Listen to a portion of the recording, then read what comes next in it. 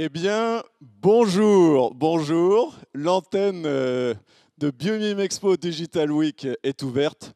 J'en reviens pas, je suis un peu ému. Et d'ailleurs, c'est un peu bizarre de faire ça en émission de télé, en plateau de télé. Mais en tout cas, ravi de se retrouver à travers ce canal. Vous savez quoi?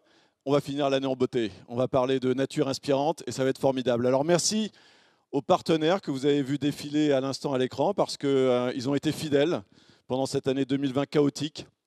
C'est grâce à eux que nous réussissons à nous retrouver aujourd'hui pour une semaine de programme sur le biomimétisme comme ça n'a jamais été réalisé. On va parler de tous les sujets. 109, je crois un peu plus, mais au dernier comptage, 109 intervenants. Gilles Boeuf nous disait que c'était les 109 espèces de lémuriens encore vivants. Donc bienvenue les lémuriennes et les lémuriens sur l'antenne de Biomime Expo, Biomime Week. Merci donc aux partenaires, merci à Entourtant à la régie. C'est grâce à eux que nous diffusons en direct. Merci à Pixelis qui nous accueille au 127. Parce qu'à un moment donné, je ne vous cache pas qu'il a fallu en 3 semaines monter un nouveau programme et trouver un nouveau lieu. Et Pixelis a répondu présent. On est très très bien ici au 127, dans un espace de verdure aéré. Donc on va passer une très belle semaine. Ce que je vous propose avant de vous raconter un petit peu le déroulé, c'est que avant qu'il nous quitte pour nous rejoindre un peu plus tard, qu'on dise bonjour à Gilles Boeuf. Je veux bien qu'on se connecte avec Gilles pour qu'il nous fasse un petit coucou. Merci Gilles d'être là, président du CEBIOS, oui. À nouveau président du CEBIOS. Tu vas partir pour donner une conférence et tu nous rejoins à 10h30. Donc on te fait juste un petit coucou et on enchaîne tout à l'heure. Bonjour Gilles. Bonjour à mes 2 copains Alain, là. Je vois 2 Alain, le deuxième avec son macareux là. Je pense souvent à toi Alain dans les séries actuelles. Tu me manques. À nous tous, oui, bonjour à tous. Alors tout à l'heure je pars, figurez-vous, pour un webinaire très intéressant pour nous aussi, qui s'appelle Biodiversité, les services essentiels aux activités humaines dédiés à l'eau, avec le CNFPT et le CEREMA à Lyon, avec Gilles Lecuir que connaît bien Alain. J'ai un quart d'heure pour convaincre sur le fait que l'eau, c'est important dans le vivant. Et je dis souvent que l'eau est la première molécule de la vie avant l'ADN et l'ARN. Il n'y a aucun être vivant, même le petit virus actuel, qui ne soit pas fait d'eau liquide, hein, vous voyez. Et je reviens après avec vous. Alors bonjour à tous, c'est vrai que voir comme ça notre Biomime Expo chérie, hein, que moi je remercie tout Alain le premier, parce que sans Alain, il n'y aurait jamais eu du Biomime Expo. Et puis aussi, bien sûr, toute l'équipe du CEBIOS, vous savez, on est en plein changement, mutation, métamorphose. Hein. On va devenir un groupe un peu différent, une SCIC, à partir du début de l'année. Donc, on a une très importante assemblée générale et conseil d'administration la semaine prochaine, avec notre amie Kalina, tout le monde hein, qui était là depuis le début. Donc, simplement vous dire que merci à tous d'être là. C'est mieux que rien, hein. Sinon on aurait été un petit peu triste. Ça fera une petite pierre blanche dans le système. Et méfions-nous aussi parce que, vous le savez bien, cet épisode n'est pas du tout lié au hasard. Autant on peut discuter sur les questions de confinement, comme ça a été fait, comme ci ou comme ça, on peut toujours. C'est facile après aussi de le dire. La seule chose sur laquelle je ne transgresserai jamais, c'est qu'on me dit on ne savait pas. C'est totalement faux. Hein, on savait qu'on allait s'en prendre une. Et ça, quand on regarde aujourd'hui comment réagissent tous les systèmes sur la relance, je suis quand même inquiet. Le président Macron disait, tu t'en souviens Alain, le 16 mars, un lundi soir 2020, le lendemain à midi, on était confinés pour la première fois. Le jour d'après ne sera en aucun cas un retour au jour d'avant. Ce n'est pas du tout ce qu'on voit aujourd'hui. Moi, je vois les gens du trafic aérien. Quand est-ce qu'on va revenir au nombre d'avions qu'on avait avant ? Surtout pas 100 000 vols le 20 janvier 2020. Gilles, arrêtons.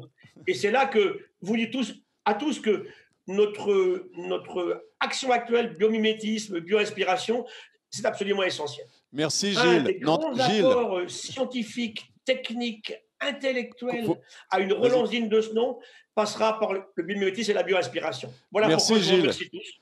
Je suis ravi d'être avec vous. Merci Gilles. N'en dis pas trop, on te retrouve tout à l'heure vers 10h35, 10h40.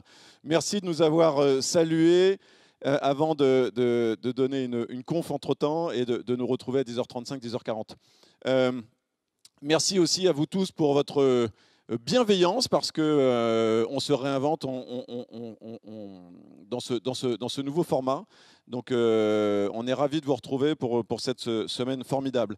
Ce que je vous propose, c'est vous expliquer un peu le programme de cette semaine et vous dire finalement pourquoi on se retrouve et pourquoi on a tenu à honorer ce rendez-vous.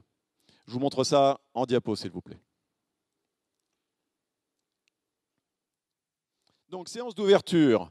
Je vais accueillir dans un instant nos invités. Donc, certains seront en plateau et d'autres seront en duplex, mais et ces invités sont prestigieux. Pardon.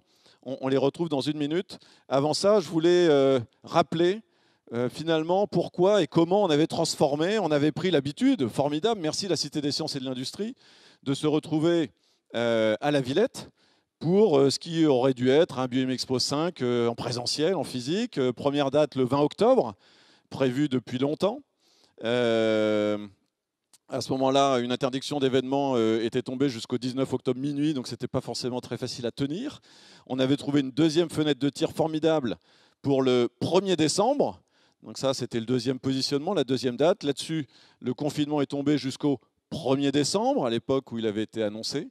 Et donc, on s'est transformé en BioMIM Expo Digital Week pour honorer ce rendez-vous qui nous tient à cœur, mais qui tient à cœur à toute la communauté. Il faut savoir que le biomimétisme, c'est aussi une communauté, c'est aussi une philosophie, c'est aussi un état d'esprit.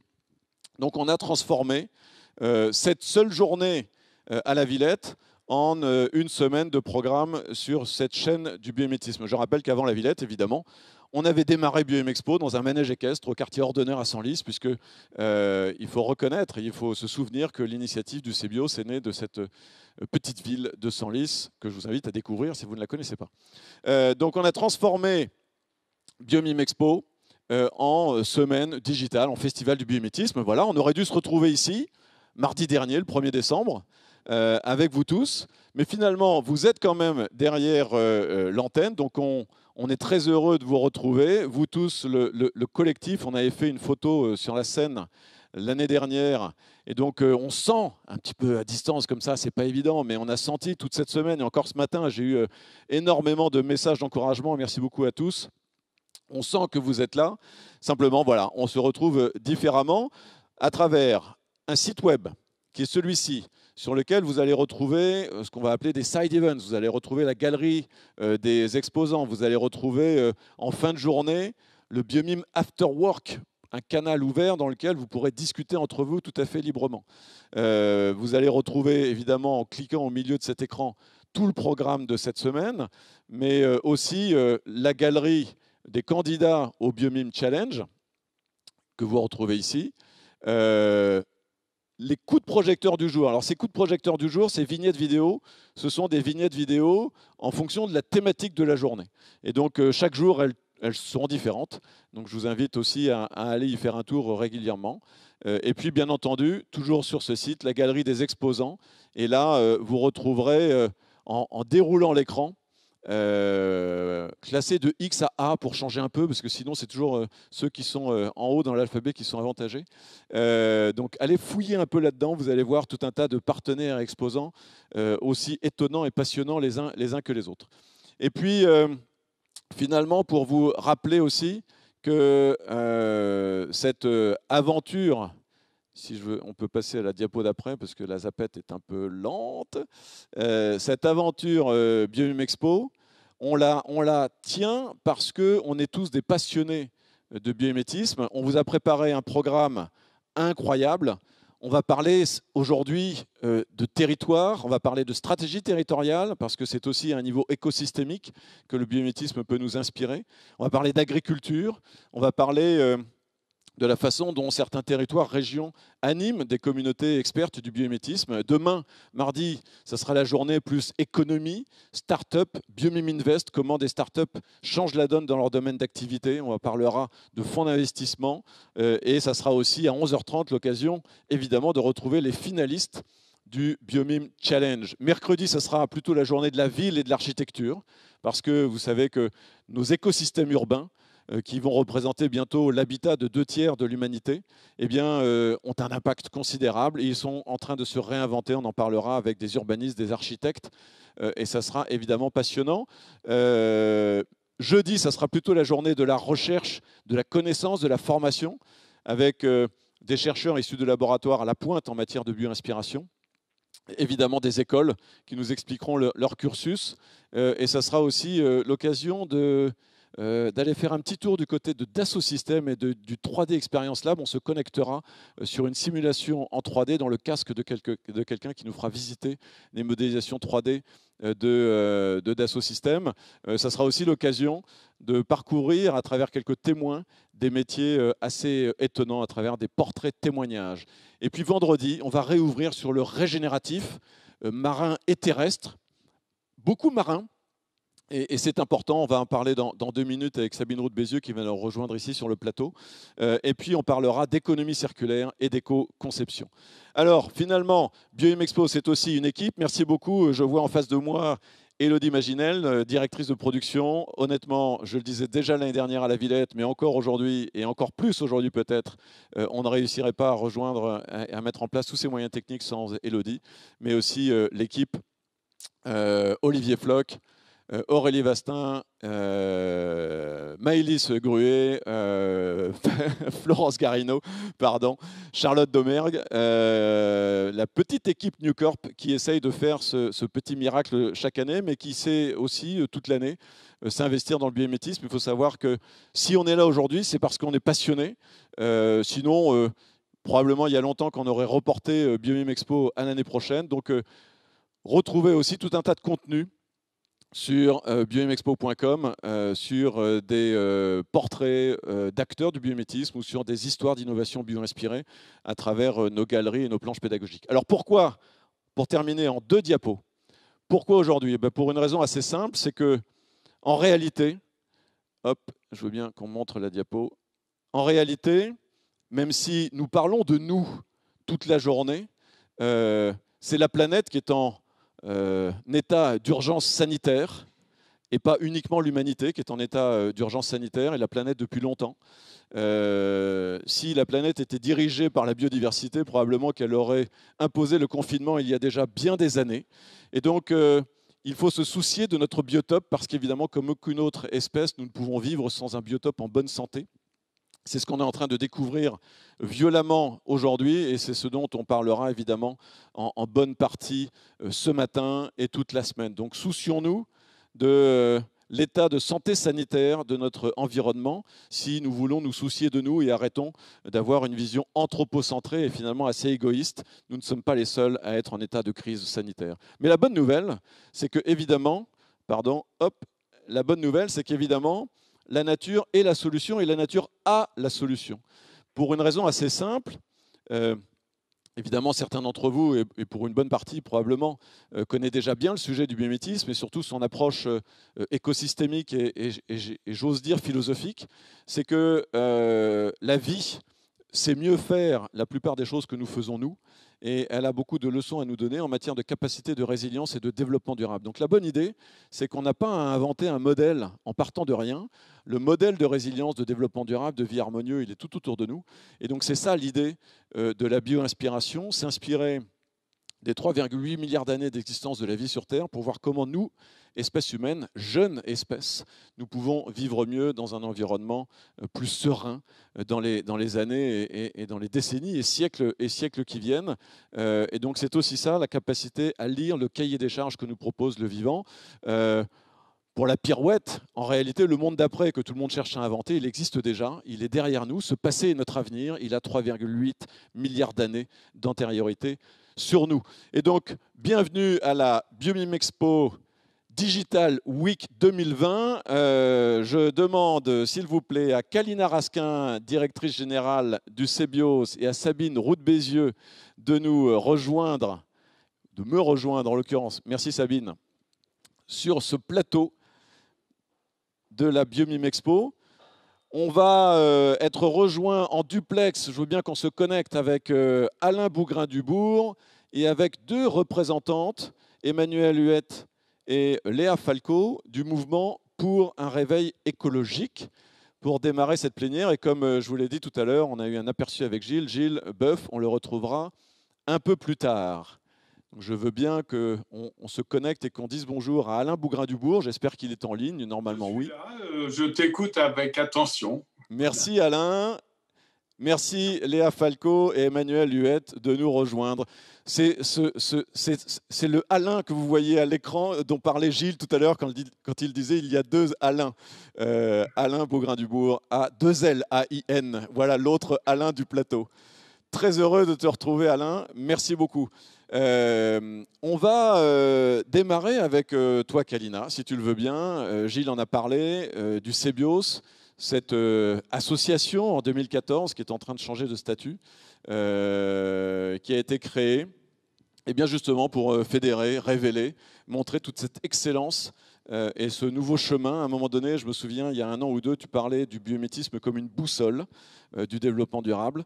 C'est une belle expression. Et donc merci de nous rappeler un petit peu, d'abord l'actualité de 2020 et un petit peu les perspectives pour les mois et les années qui viennent. Merci beaucoup, Kalina. Merci beaucoup Alain. C'est un immense plaisir d'être enfin là, après autant de rebondissements, et on est infiniment, je parle en mon nom propre et au nom du CBIOS et de tout l'écosystème qu'il représente, on est béat d'admiration d'une part de cette capacité de résilience de toute l'équipe New Corp et infiniment reconnaissant d'arriver à maintenir cet événement cette année. Donc effectivement, Alain, tu le disais, malgré finalement tous ces bouleversements, cette année, le biomimétisme a continué finalement son expansion, son essor, avec voilà, trois grands piliers d'actualité. Je ne sais pas s'il y a la possibilité de faire passer les slides, s'il vous plaît. Merci. Puisqu'on en reparlera dès cet après-midi, en la présence d'Arnaud Leroy, président de l'ADEME. L'ADEME a décidé de s'engager aux côtés du CBIOS pour au moins 3 ans, dans la perspective d'aider à l'amplification du biomimétisme en France.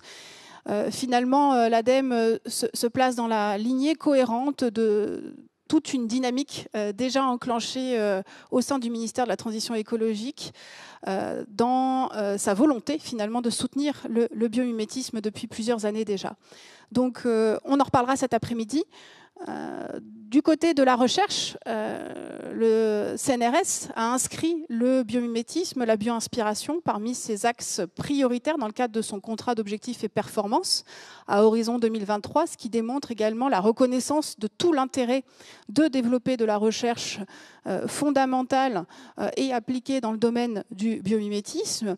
Et enfin, j'attire votre attention à tous sur une remarquable journée qui avait pu être réalisée en partenariat avec France Stratégie sous l'impulsion de Miseco, une journée de travail avec l'ensemble des parties prenantes du biomimétisme, les laboratoires de recherche publics et privés, les petites et grandes entreprises, le domaine de l'enseignement supérieur. Dans le monde institutionnel, plusieurs ministères étaient représentés pour pouvoir réfléchir collectivement à comment la France pourrait se saisir de cette approche du biomimétisme et la développer sur les prochaines années. Et donc, ceci a conduit à un rapport qui a pu être remis à plusieurs conseillers du président de la République à l'Élysée. Et donc, je vous conseille vivement de consulter ce rapport qui, finalement, fait une bonne synthèse à la fois du chemin parcouru par le biomimétisme à l'échelle internationale et en France en particulier, et quelles sont les prochaines étapes pour notre pays pour pleinement saisir, finalement, la remarquable richesse que peut apporter la biodiversité pour l'innovation. Je tiens également à saluer, à remercier les territoires qui s'engagent aujourd'hui dans le domaine du biomimétisme, puisque, bien sûr, il faut une vision nationale de l'approche et une feuille de route pilotée au niveau central, mais rien ne se passera si les territoires ne s'emparent pas également de la dynamique, si finalement le biomimétisme ne vient pas catalyser des stratégies régionales d'innovation et de transition écologique. Et je rends hommage ici à une région qui très tôt s'est saisie du sujet, qui est la région de la Nouvelle-Aquitaine, qui depuis près de 4 ans, ou plus de 4 ans maintenant, s'est engagée à nos côtés pour pouvoir déployer le biomimétisme sur son territoire. Et on aura des témoignages des différentes régions au cours de la Biomim Week. Et plusieurs régions maintenant prennent le relais, la région Sud, la région Bretagne, la région Bourgogne-Franche-Comté, la région Hauts-de-France, le territoire de Guyane, l'Occitanie, Grand Est, et puis bien sûr on aura également des témoignages de la région Île-de-France qui est au cœur finalement du réacteur du biomimétisme, avec une très grande richesse de compétences aussi bien académiques que privées dans le domaine. Autre fait majeur, et probablement que ça ne vous aura pas échappé, la Cité des Sciences a décidé de mettre à l'honneur la bio-inspiration pour une exposition permanente sur une durée d'au moins 5 ans, pour mettre en avant finalement, non pas un catalogue d'exemples de biomimétisme, mais vraiment quelle portée peut avoir le vivant comme nouvelle référence de développement pour les générations futures. Et donc cette exposition a ouvert ses portes le 18 septembre, elle les a refermées là pour quelques semaines, mais bien sûr elle vous attend. D'ici quelques jours, quelques semaines maintenant pour pouvoir vous en saisir pleinement. Un livre lui est associé qui fédère un certain nombre de retours et d'expertises de grands scientifiques et de grands porte-parole du biomimétisme historique. Comme le disait Alain, effectivement, le CBIOS s'est fixé comme mission il y a maintenant 6 ans d'aider l'ensemble de l'écosystème national à déployer le biomimétisme, de comprendre où sont finalement l'ensemble des freins à son développement, parce que si c'était facile, ça ferait longtemps que tout le monde en ferait. Donc ce n'est pas facile de faire du biomimétisme. Il faut pouvoir agir collectivement pour lever les difficultés méthodologiques, les difficultés de l'intelligence collective, les difficultés de faire travailler ensemble des disciplines qui n'ont pas l'habitude de se parler. Et donc, depuis maintenant 6 ans, CBIOS œuvre à la fois à fédérer, à animer ce réseau de compétences, à accompagner concrètement les porteurs de projets et ou les entreprises qui souhaitent se saisir de l'approche pour aller jusqu'à la réalisation opérationnelle industrielle. On œuvre également depuis quelques années au développement des méthodologies. Comme je disais, c'est pas trivial. Et l'ensemble des entreprises qui aujourd'hui l'expérimentent le constatent. Il ne suffit pas de mettre les bonnes compétences autour de la table, ça ne suffit pas. Il faut avoir un bon processus méthodologique en place. Et ça nécessite encore des développements à la fois théoriques et pratiques. C'est la raison pour laquelle nous avons lancé ces aspects-là. Enfin, il faut pouvoir développer la formation et je félicite les deux établissements en France qui se sont saisis du biomimétisme cette année pour lancer les 2 premiers masters dans le domaine du biomimétisme, l'ENSI Les Ateliers avec un master Nature Inspired Design et l'Université de Pau et des Pays de l'Adour qui a lancé le premier master dédié aux matériaux bio-inspirés. Donc bravo à eux d'avoir ouvert la voie à de la formation d'excellence nationale française dans le domaine du biomimétisme. On l'attendait depuis longtemps et ils l'ont fait. Bien sûr, il faut continuer à communiquer sur le sujet et il faut continuer évidemment à essayer de développer des démonstrateurs. Et en 2021, nous aurons la chance de vous annoncer un projet ambitieux que nous lançons avec le Muséum d'histoire naturelle. Reflet finalement de cette expansion du biomimétisme, l'équipe CBIOS que je salue et que je remercie très chaleureusement et sincèrement de tout son enthousiasme et son investissement depuis tant d'années continue de grossir avec aujourd'hui 20 salariés et on devrait encore accélérer sur 2021. Donc encore un grand merci, un grand bravo à eux pour tout le travail qu'ils fournissent chaque jour.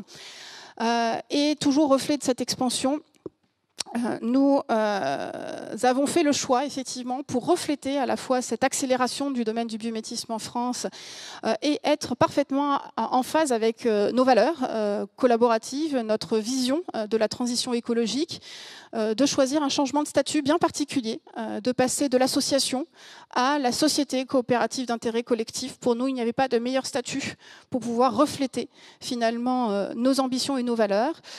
Donc nous passons en société coopérative d'intérêt collectif au 1er janvier avec tout un collectif d'acteurs qui est d'ores et déjà membre fondateur. On est dans la lignée directe de tous ceux qui se battent avec nous depuis des années.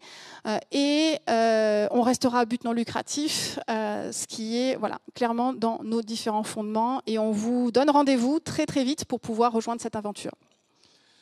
Merci. Merci Kalina, merci beaucoup. Extraordinaire ce travail réalisé par Kalina Raskin et son équipe et par le CBIOS en si peu d'années. Il faut savoir que, évidemment, c'est pas facile, c'était pas facile et le chemin à parcourir reste important. Et savoir également que cette organisation, cette accélération qu'on connaît en France, eh bien, elle est observée avec beaucoup de bienveillance, de curiosité et d'intérêt par d'autres pays à l'international qui peut-être s'étaient structurés avant nous, mais qui sont assez stupéfaits par le dynamisme qu'on a en France aujourd'hui. On a de l'excellence académique en France, on en parlera notamment jeudi. On a de l'excellence entrepreneuriale, on en parlera notamment mardi, on va parler de tout ça toute la semaine, et on a effectivement du dynamisme en région, on en parlera dès cet après-midi, notamment avec la région sud, la région Nouvelle-Aquitaine et la région Île-de-France que tu viens de citer. Bonjour, Sabine Roux-Bézieux. Alain Bougrain-Dubourg, on te rejoint dans un instant, mais je voudrais quand même que Sabine Roux-Bézieux nous dise bonjour, merci de nous avoir rejoints sur ce plateau.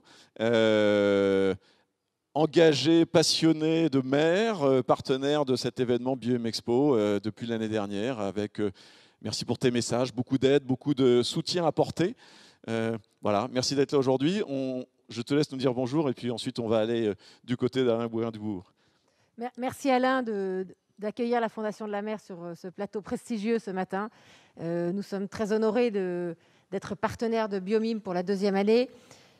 L'océan, c'est 70% de la surface de la planète. Donc, évidemment, on ne peut pas parler de biomimétisme, on ne peut pas parler de nature, on ne peut pas parler de biodiversité sans s'intéresser à l'océan. Donc, je ne sais pas si l'océan aura 70% d'espace de temps pendant la semaine Biomime, mais en tout cas, ce sera avec un grand plaisir que je partagerai mes convictions et mon enthousiasme pour la protection de l'océan et l'inspiration infinie que procure l'océan avec tous les auditeurs de cette Biomime Expo. Merci Sabine. Alors, on n'a pas compté, mais l'océan va être quand même très très présent pendant cette semaine. Il se trouve que la biodiversité marine est une extraordinaire source d'inspiration pour le biomimétisme et qu'évidemment protéger la mer et l'océan, ça fait partie des priorités absolues des années d'aujourd'hui et des années qui viennent. On rejoint Alain Bougrain-Dubourg, président de la LPO, entre autres fonctions. Je veux bien qu'on se connecte avec Alain Bougrain-Dubourg et qu'on le voit à l'écran. Merci Alain d'être avec nous. Quelques rappels tout de même, parce que c'est aussi le militant que nous allons entendre ce matin. Et puis ça tombe bien parce que Alain Bougrain-Dubourg vient de sortir un livre qui s'appelle « On a marché sur la terre ». Qu'on vous conseille. J'aime beaucoup le titre, Alain. Alain Bougrain-Dubourg, président de la LPO depuis 1986. Je suis désolé parce qu'on va rappeler comme ça une chronologie de longue date, on va dire, pour un chemin au long cours. Probablement que tu rebondiras aussi sur les propos de Sabine. C'est pas une honte. Non, bien entendu. Bien entendu. Peut-être que tu rebondiras aussi sur les propos de Sabine Roux-Bézieux pour nous dire un petit peu ce que représentent les espèces marines parmi les oiseaux et la biodiversité, mais effectivement, le marin doit être extrêmement présent. Je rappelle que la LPO, c'est 60 000 membres, 400 salariés, énorme, évidemment, organisation et assez formidable, avec une très forte présence sur le terrain. Et Alain Bougrain-Dubourg, que vous voyez à l'écran, c'est aussi d'une certaine manière l'inventeur des émissions médias grand public de sensibilisation et d'éveil à la biodiversité. Ça a démarré au début des années 70 sur TF1 et ensuite sur Antenne 2, comme on l'appelait à l'époque, avec notamment des animaux et des hommes. C'est tellement d'actualité encore, ce titre d'émission des animaux et des hommes, encore présent sur RTL avec On refait la planète tous les dimanches. Ordre national du mérite reçu des mains du commandant Cousteau avant d'être décoré en tant que chevalier de la Légion d'honneur.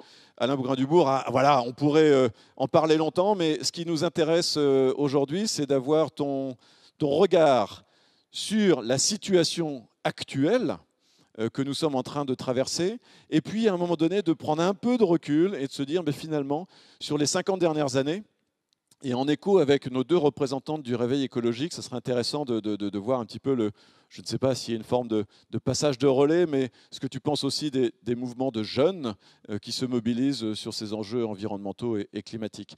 Mais d'abord, peut-être, Alain, si tu veux bien, ton point de vue sur ce qu'on est en train de vivre depuis une année, et notamment sur cette année 2020, l'analyse que tu en fais et comment tu ressens les choses. En miroir à ce qu'a dit tout à l'heure Gilles Boeuf, je souscris vraiment avec inquiétude au peu de cas que l'on fait de la biodiversité dans l'affaire de la Covid-19. En clair, on a réagi pour se protéger, notamment par les vaccins, et on peut le comprendre, par également des confinements, on peut l'admettre. Mais au fond, l'origine de la Covid-19, qui aujourd'hui est avérée notamment par l'IPBES, c'est-à-dire la maltraitance de la nature, eh bien, ça reste secondaire dans nos préoccupations, et on pourrait par conséquent avoir des circonstances qui se renouvellent. Et je trouve extrêmement grave qu'on n'ait pas immédiatement mis en œuvre au plan mondial une assistance à la nature, une manière de nous engager plus respectueuse à l'égard du reste du vivant. La deuxième remarque, puisqu'on parle de situation contemporaine, nous renvoie à un sondage que vous avez peut-être vu l'autre semaine dans Le Monde, où on demandait au niveau mondial quelles étaient les préoccupations. Et on voit que l'environnement arrive en 6e préoccupation derrière le coût de la vie, le chômage, etc. Donc, c'est quand même un recul, me semble-t-il, par rapport aux priorités qu'on imaginait précédemment. Et quand on analyse l'environnement, eh bien, c'est le climat qui arrive vraiment en première ligne des préoccupations. La biodiversité arrive tout à la fin, avec 4% seulement. C'est vraiment rien du tout, au même titre que la désertification et la pollution des sols. C'est-à-dire que j'ai dit qu'on était dans un paradoxe parce que d'un côté, je crois que jamais tant qu'aujourd'hui on a parlé du vivant, notamment à l'occasion du confinement, où chacun se souvient de ces images de la nature. Je n'aime pas l'expression qui regagne ses droits. Non, il n'y a pas les droits de la nature, les droits de l'homme, il y a une harmonie qu'il faut qu'on trouve. Mais on a bien vu que réécouter le chant des oiseaux, j'ai envie de dire écouter le silence, c'était une richesse qui nous avait échappé, qu'on retrouvait lors du confinement. Donc il y a une sensibilité à la nature incontestablement, et en même temps, il n'y a pas de prise de conscience comme on pourrait l'espérer. Alors, sans être trop long, je pense qu'il y a une explication notamment à ça. C'est que pour le climat, on identifie l'accélération et l'intensité des événements. On voit les tempêtes, on voit les sécheresses, etc. Et en face, qu'on soit citoyen, collectivité locale, entreprise, etc., on a des réponses par le covoiturage, l'isolation thermique, que sais-je encore, l'économie d'énergie, pour lutter contre les gaz à effet de serre. Quand vous regardez la biodiversité, bien, si l'outarde canepetière disparaît, ou le gypaète barbu, ou le vison d'Europe, qui est le mammifère le plus fragile aujourd'hui, mais on ne sait même pas qu'ils existaient. Donc ça nous laisse globalement indifférents. Et en plus, comment on fait ? On voit bien que ce qui affecte la biodiversité aujourd'hui, ce n'est pas à la mesure tellement des citoyens, mais de l'exécutif. C'est l'agriculture industrielle intensive, c'est l'artificialisation, etc. Donc ça nous échappe, nous citoyens. Évidemment, on peut agir en faisant des refuges LPO, que sais-je encore, et beaucoup de collectivités sont judicieusement investies. Mais voilà la différence entre l'un et l'autre qui pose un réel problème. Merci Alain. Merci beaucoup Alain. Est-ce que quand même, la LPO, tu es président de la LPO depuis 1986, le rapport Brundtland est sorti en 1987. Depuis cette époque du rapport Brundtland, on a cessé de dire et de parler des enjeux environnementaux et climatiques comme des enjeux pour les générations futures. Est-ce qu'avec la Covid-19, la claque qu'on est en train de se prendre, ce n'est pas justement que ce ne sont plus des enjeux des générations futures, mais des enjeux d'aujourd'hui? Est-ce qu'il n'y a pas quand même une prise de conscience de l'actualité de ces enjeux aujourd'hui? Oui, ça, j'en suis convaincu. Moi, j'appartiens à ce que j'appelle la génération lance-pierre, c'est-à-dire que voilà, on tirait sur les piafs, les trucs, les machins. On n'avait pas conscience de la fragilité. C'est les 30 glorieux, c'est le moment où il faut produire, construire, remembrer, balancer des pesticides parce que c'est plus efficace. Et tout ça, c'est fait dans une certaine honnêteté. Peu de gens on sonnait la sonnette d'alarme. Et aujourd'hui, j'ai envie de dire que c'est la génération jumelle. Effectivement, parmi les jeunes, on voit un enthousiasme, une prise de conscience sur ces questions-là qui est extrêmement encourageante, mais sans être trop long. Il faut se rappeler que dans les années 70, pour faire l'analogie entre ces deux périodes, on a connu une situation mais dramatique, notamment pour les espèces les plus emblématiques. Il y avait moins de 10 couples de cigognes blanches à l'époque. Il y en a plus de 3000 aujourd'hui. Le castor d'Europe disparaissait. Il est présent maintenant, il a retrouvé. Le faucon pèlerin, à cause du DDT, était à l'agonie. Il nidifie dans Paris aujourd'hui. Donc toutes ces espèces emblématiques, grâce à la réglementation, la loi de 76 notamment, qu'on doit à Giscard au passage, même si je ne partageais pas ses points de vue de chasseur, bon, c'est autre chose, mais toutes ces réglementations et le travail admirable des associations de protection de la nature ont permis d'inverser le problème, et j'en termine là, c'est que la biodiversité ordinaire, qui est peut-être encore plus importante, est la plus fragile aujourd'hui et elle n'est plus à dimension humaine. C'est un choix, encore une fois, de l'exécutif. Il faut changer de paradigme pour envisager un avenir durable. Merci beaucoup Alain. Je vais me tourner vers Sabine Roux-de-Bézieux pour avoir le sentiment sur... et on rebondira tout à l'heure avec nos représentants du Réveil écologique pour justement voir comment des mouvements citoyens peuvent non pas prendre le relais, mais peut-être booster ces prises en considération de l'exécutif. La mer, l'océan, est-ce que depuis quelques années, ce n'est pas redevenu un sujet de préoccupation très ressenti par l'opinion publique et par les décideurs ?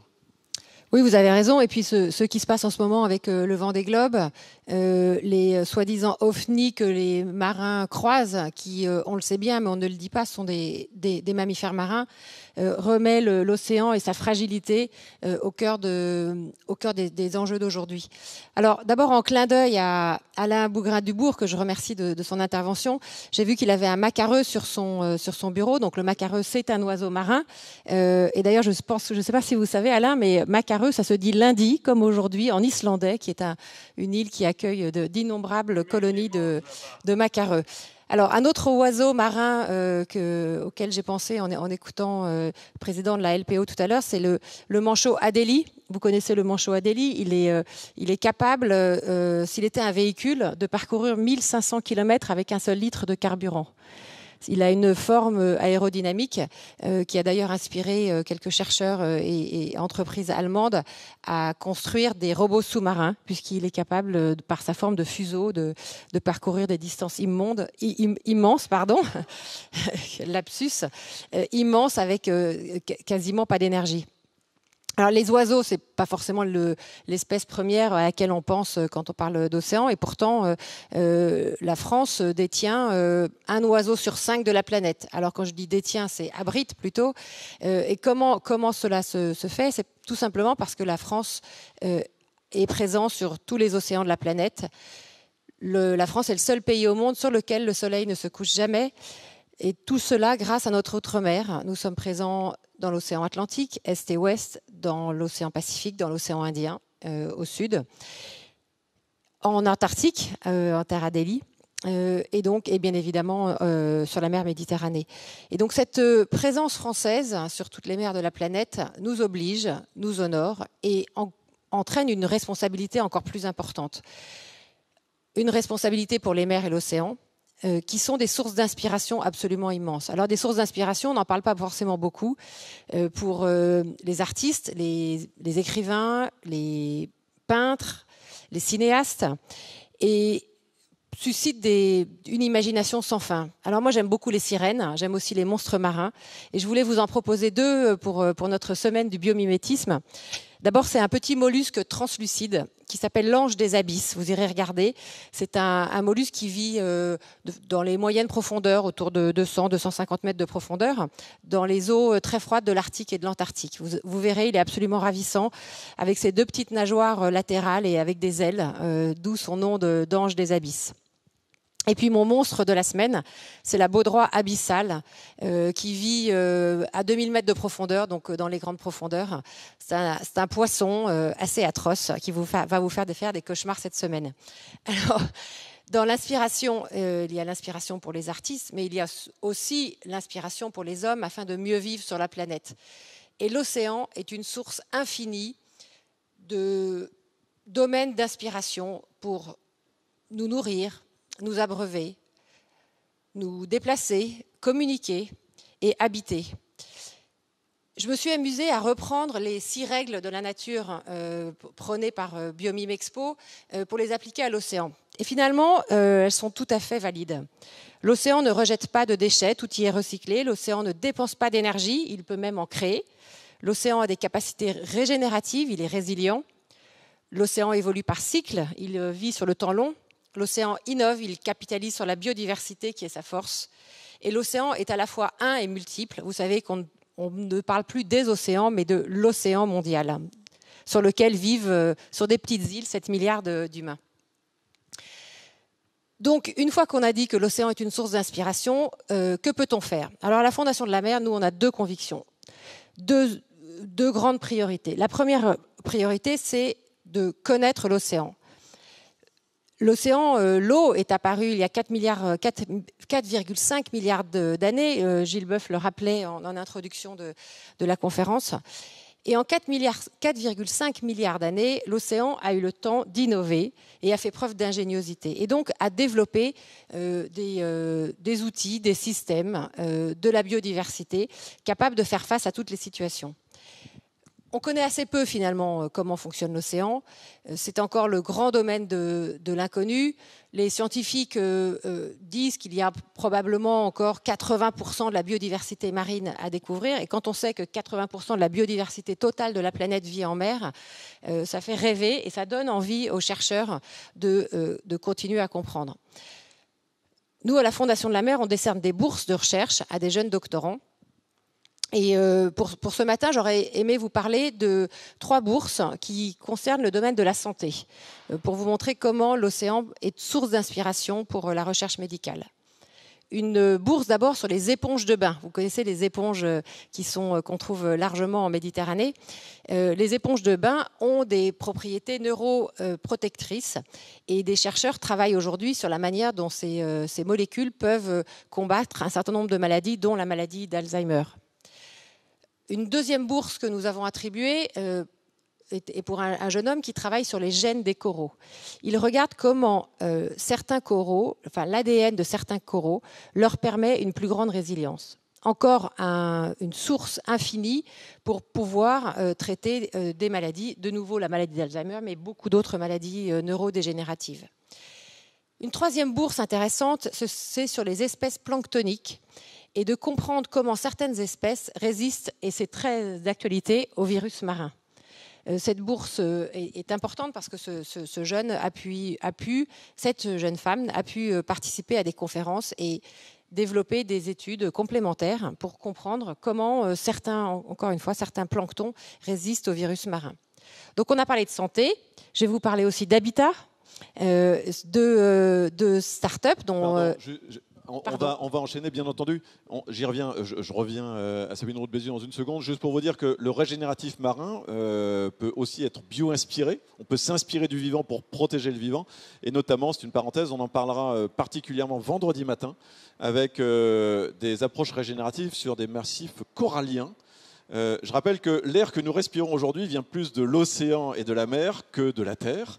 Et donc on en parlera vendredi matin avec Corail Artefact, avec Jérémy Gobet, et avec François Briand de l'Institut polynésien du biomimétisme, ou avec une entreprise qui s'appelle Seaboost, qui travaille à de la réimplantation de nurseries sous-marines parce que c'est ça qui est génial. Quand on recrée des conditions favorables à la vie, Alain Bougrain-Dubourg parlait aussi d'approches régénératives et de certains oiseaux qui avaient pu revenir, j'allais dire revivre. On ne va pas jusque-là, mais le régénératif, et notamment dans le marin, c'est très important et ça marche. Donc, et le domaine médical, c'est aussi une des grandes applications du biomimétisme en règle générale, et la mer est une formidable source d'inspiration pour ça. S'inspirer du vivant, ça peut aider à soigner la planète, mais ça peut aussi aider, et dans bien des cas, à soigner l'humain qui habite la planète. Pardon, Sabine. Merci Alain de ces précisions. Donc la santé, l'habitat, tu as évoqué les coraux, mais je crois que Coral Reef sera également présent cette semaine, de même que Tekasai, qui est une initiative intéressante à partir des mangroves et qui permet de résoudre deux problèmes. Le premier problème, c'est un problème de l'habitat, et le deuxième, c'est d'offrir des habitats aux populations qui sont soumises à la montée des eaux et dont les habitats sont inexorablement détruits. Le biomimétisme marin, c'est aussi le transport. Alors, on a tous entendu parler de la peau de requin, dont se sont inspirés un certain nombre de constructeurs aéronautiques. Alors, moi, je suis pour les mobilités douces, donc j'ai plutôt tendance à rappeler que la structure en denticule de la peau des requins a permis à Michael Phelps en 2008 de décrocher 8 médailles d'or avec sa combinaison magique, a permis aussi aux bateaux de la Coupe de l'América d'accélérer leur vitesse, et puis peut-être moins connu aux 8 barrés de Oxford et Cambridge en aviron sur leur rivière d'augmenter leur niveau de compétition. Donc ça, c'est pour le transport. La communication, alors évidemment le sonar marin avec les dauphins, et puis aussi le stockage de data sous l'eau. Alors, vous savez qu'aujourd'hui, le numérique consomme énormément génère énormément de chaleur, et que de plus en plus, les fonds marins sont utilisés pour refroidir les centres de données. C'est une catastrophe parce qu'on réchauffe déjà l'océan avec nos émissions de CO2, mais si en plus on le réchauffe en mettant à l'intérieur des énormes usines à chaleur, c'est une catastrophe. Aujourd'hui, des chercheurs sont en train de regarder comment l'ADN, qui est capable de stocker des millions et des millions d'informations sur le vivant, pourrait stocker les millions et les millions d'informations que nous fournissons aujourd'hui. Il paraît qu'on pourrait mettre dans une fourgonnette la totalité de l'ensemble des serveurs de la planète si on utilisait l'ADN. Alors, je pourrais poursuivre pendant longtemps pour vous parler du biomimétisme marin, mais c'est l'objet de beaucoup de conférences cette semaine. Pour vous rappeler tout de même que c'est dans l'océan que se trouve la grande majorité de la biodiversité marine. C'est une source d'inspiration infinie. Et donc la première obligation que nous avons après la connaissance, c'est évidemment la protection.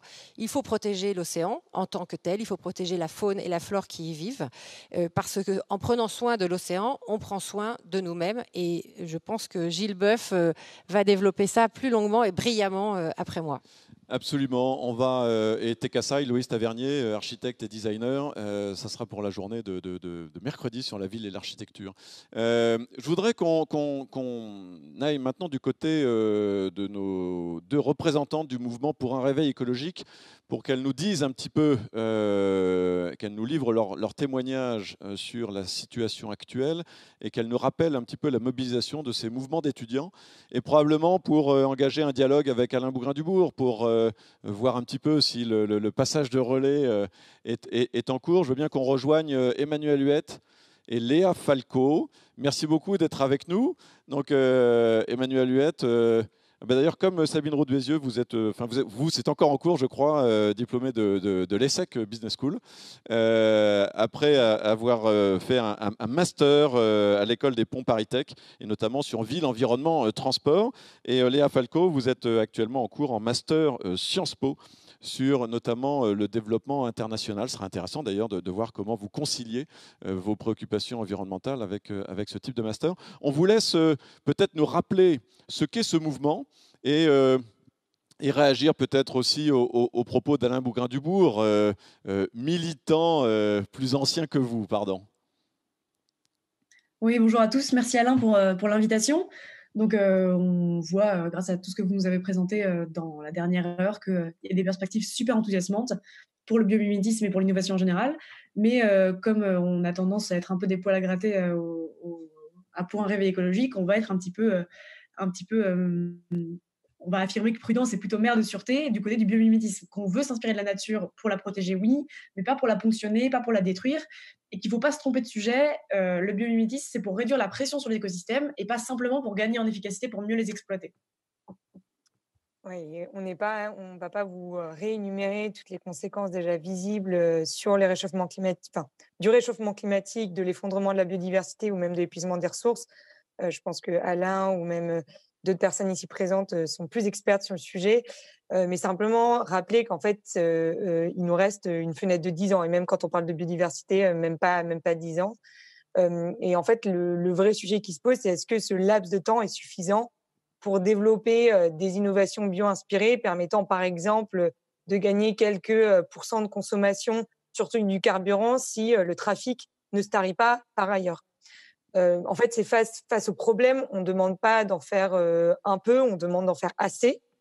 Et finalement, nous, quand on a conscience des bouleversements systémiques à l'œuvre, des points de non-retour qui sont franchis les uns après les autres, on se rend compte que s'engager quand on a la vingtaine et qu'on va vieillir dans le 21e siècle, c'est pas faire preuve de bonne volonté. En fait, c'est juste logique et dans notre intérêt.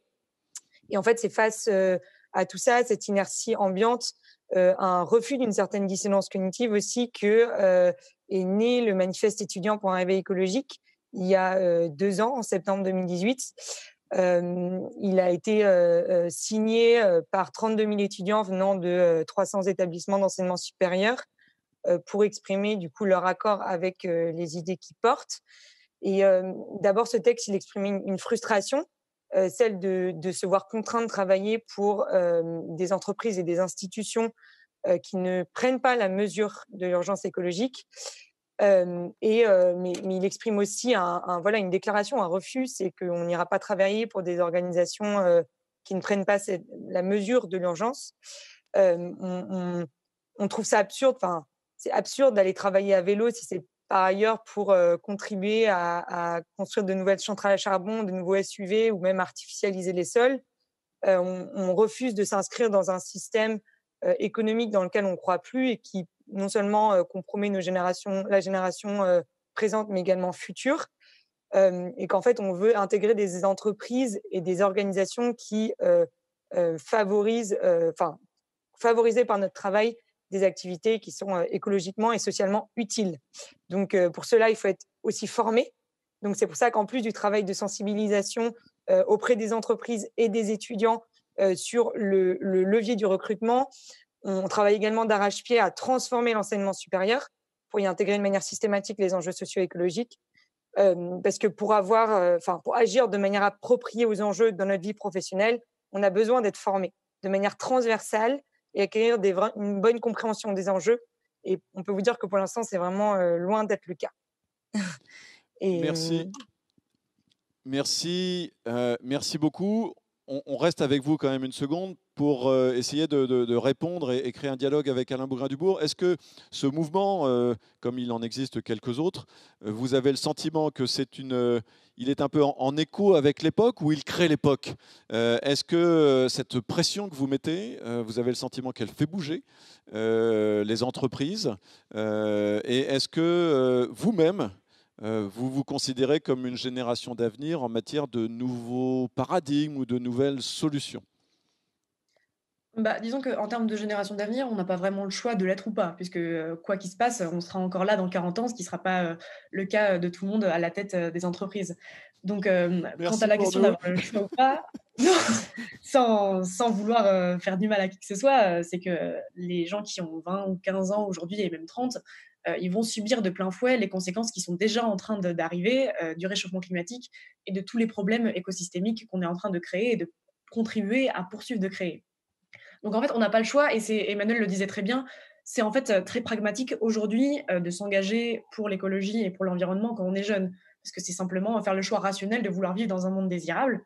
Et quant à savoir si on a l'impression que ça fait bouger les entreprises, elles sont en fait confrontées aux mêmes problèmes que nous en tant qu'individus, en tant que structure d'entreprise. C'est que pour survivre, il va falloir qu'elles s'adaptent. Alors pour l'instant, elles peuvent encore continuer à tâtonner et à utiliser de vieilles méthodes, mais elles se rendent compte, et y compris les PDG, ils se rendent très bien compte que ça ne va pas être durable sur du long et même du moyen terme. Le problème, c'est que maintenant, il va falloir qu'il y ait un effet domino à l'intérieur des entreprises, qu'il y en ait une qui transforme sa structure et ses manières de fonctionner, ses politiques internes, et après, on va avoir un effet domino qui va transformer tout le monde de l'entreprise. Mais pour l'instant, ce n'est pas encore le cas. Merci. Peut-être Alain Bougrain-Dubourg et ensuite Kalina. Alain, pour réagir à cette nouvelle vague, et Kalina, pour rappeler que ce qui motive La très très très grande majorité de ceux qui s'intéressent au biomimétisme, c'est évidemment ce que vient de rappeler le réveil écologique, c'est-à-dire réduire les impacts et trouver des solutions idéalement disruptives. Alain, sur le... Oui, je crois, je rejoins ce qui vient d'être dit, mais il n'y a rien de très nouveau, hein. Le pari de confiance, il remonte à un peu plus de 10 ans lors du Grenelle de l'environnement. C'est là où on a pu assister à un véritable rapprochement avec d'un côté les entreprises qui ont été force de proposition et qui ont été surprises de voir la compétence notamment des associations de protection de la nature et les associations qui ont considéré qu'on pouvait travailler avec l'entreprise sans forcément faire du greenwashing. Alors, par exemple, à la LPO, nous, on travaille avec la SNCF, on travaille avec Eiffage, on travaille avec Bouygues. On a créé une structure qui s'appelle U2B, c'est-à-dire Urbanisme, Biodiversité et Bâti, où c'est un club où des grands groupes comme Vinci, comme Eiffage et d'autres, des bâtisseurs, eh bien, mettent en commun toutes les potentialités favorisant l'intégration de la biodiversité dans la démarche. Voilà, on travaille depuis plus d'1 an maintenant avec le MEDEF. J'ai fait 2 conférences auprès des entrepreneurs et on voit que les entreprises sont en demande, comme ça a été dit. Engie, par exemple, que je suis à la fondation Engie, eh bien, on a évoqué le fait que les jeunes ne voulaient plus travailler pour une entreprise qui ne serait pas responsable, voire respectable. Et à l'intérieur de l'entreprise, on voit bien que les personnels ne veulent plus rougir du comportement de l'entreprise. Et tout ce qui peut être fait en faveur de la biodiversité est une façon d'enrichir le personnel de l'entreprise. Donc, je ne suis pas naïf. Je sais, on travaille avec Cemex depuis près de 20 ans maintenant. Je sais, EDF, on s'est frité à cause des lignes à moyenne tension qui détruisent énormément l'éolien, même chose. Et en même temps, on travaille avec eux pour améliorer les choses. Donc, je crois qu'il y a une évolution extrêmement favorable et sans être naïf, on peut espérer qu'on va désormais construire ensemble. Merci Alain, c'est très important cette dynamique. Bien entendu, s'il reste beaucoup de chemin à parcourir, cette idée que l'approche est plus ouverte et collaborative et peut-être moins dans l'opposition, même s'il faut continuer à maintenir la pression. Peut-être Kalina Raskin pour le CBIOS, rappeler les motivations des acteurs, des adhérents, des entreprises qui s'intéressent au biomimétisme, et Sabine Roux-Bézieux également pour témoigner sur l'engagement des entreprises. Oui, très rapidement, beaucoup de choses ont été dites. Nous, on constate vraiment une forte accélération de la prise de conscience et du basculement des entreprises, même sur les 6 dernières années. Il y a 6 ans, effectivement, elles venaient toquer à notre porte, peut-être prioritairement dans la recherche d'une performance technique. C'est plus du tout le cas aujourd'hui. Aujourd'hui, on travaille quotidiennement avec une quarantaine, voire une cinquantaine d'entreprises de toute taille, en particulier des grands groupes. Et on voit que là, les préoccupations ont radicalement changé. Et ils voient dans la bio-inspiration, le biomimétisme, une voie finalement de convergence entre à la fois des enjeux d'innovation, d'usage, et puis par ailleurs une opportunité d'intégrer presque dans la grammaire de l'innovation la question de la transition écologique et des critères d'impact environnementaux. Et ça a été dit, de toute façon, ils n'ont pas le choix. D'un point de vue réglementaire, d'un point de vue de l'évolution des attentes des consommateurs et surtout d'un point de vue des attentes de leurs propres salariés actuels ou futurs. Et fort heureusement, les dirigeants de ces entreprises-là sont aussi des personnes de conviction et qui poussent maintenant de plus en plus ces voies alternatives. Donc oui, on est confiant sur le fait que cette mutation, elle est bien engagée. Merci. Sabine Roux-Bézieux, peut-être pour témoigner de l'engagement des entreprises, notamment à travers le référentiel ODD 14. Oui, c'est intéressant parce que, en écho à ce que ont dit les 2 jeunes filles du réveil écologique, il faut arrêter de considérer que l'océan, c'est une grande poubelle dans laquelle on peut reverser tous les déchets humains. ou à l'inverse, que c'est un puits sans fond dans lequel on peut piocher toutes les ressources dont l'humanité a besoin. Et donc ce rapport nouveau et sain qu'il faut désormais entretenir avec l'océan, et que nos ancêtres entretenaient naturellement avec l'océan, nous avons essayé à la Fondation de la Mer de le manifester par un outil qui s'appelle le référentiel ODD 14, donc Objectif du développement durable numéro 14, qui est aujourd'hui adopté par toute une série d'entreprises pionnières, dont Engie, Suez, Pierre et Vacances. Et le principe est assez simple, il consiste à permettre aux entreprises d'évaluer la totalité de leur impact sur l'océan. Donc, ce qu'elles rejettent dans l'océan, ce qu'elles retirent de l'océan, et puis tout ce qu'elles ont mis en place comme système à l'intérieur de l'entreprise pour avoir un rapport harmonieux avec l'océan. Et donc, c'est vraiment une démarche nouvelle, et c'est vrai qu'on s'aperçoit que le dialogue que nous avons avec les entreprises est un dialogue très adulte, très mûr et responsable. Alors, ce n'est pas le cas de toutes les entreprises, bien évidemment, mais celles que j'ai citées et d'autres avec qui nous travaillons sont engagées sous la pression de leurs clients, sous la pression de leurs collaborateurs et sous la pression de l'écosystème. Merci Sabine. Je voudrais une réaction d'Emmanuel et Léa, parce que on voudrait savoir un peu votre ressenti, et notamment sur deux aspects. C'est d'abord comment vous ressentez cette peut-être révolution ou cette prise en compte par les entreprises de vos revendications ou attentes que vous exprimez fortement, et vis-à-vis de votre génération elle-même. Est-ce qu'un mouvement comme le Réveil écologique, et peut-être quelques autres, ça reste des petits ovnis, ou est-ce que vous sentez que votre génération est véritablement dans une mobilisation forte? Parce que là aussi, à toutes les époques et dans toutes les générations, tous les cas de figure peuvent exister. Et donc comment, même si vous êtes peut-être sur une période de recul plus courte, comment vous sentez la dynamique en cours vis-à-vis des entreprises et de votre propre génération? Merci. Emmanuel, je te laisse répondre sur le militantisme, et après je fais juste un petit point sur le biomimétisme et la place que l'innovation a à l'intérieur de la transition écologique aussi. Vas-y Emmanuel. Oui, simplement, moi je pense que, comme le disait Léa tout à l'heure, en fait, on est une génération qui avons peut-être beaucoup plus pris au sérieux le sujet, parce qu'on voit déjà les effets des effondrements écosystémiques, de la crise climatique, d'effondrement de la biodiversité à l'œuvre aujourd'hui. Enfin, je veux dire, faut pas faut pas habiter au bord de la mer pour forcément s'en rendre compte. Il y a encore 20 ans, on traversait la France, on avait plein d'insectes sur notre pare-brise. Aujourd'hui, c'est plus le cas. La chute aussi de la productivité des sols. Il y a tout un tas d'impacts qui sont très visibles. Et je pense qu'il y a eu certaines dynamiques à l'œuvre qui ont permis ça, notamment le grand mouvement impulsé par Greta Thunberg, quoi qu'on puisse en dire, a permis une vraie mobilisation de notre génération, une prise de conscience sur le sujet qui n'est pas anodine. Après, c'est forcément un peu inégal selon les sphères de la société. Mais moi, je vois vraiment la différence avec il y a 5 ans encore, en tout cas en termes de masse là-dessus. Léa, je te laisse répondre sur la deuxième question. Merci Emmanuel. Oui Léa, on vous laisse compléter.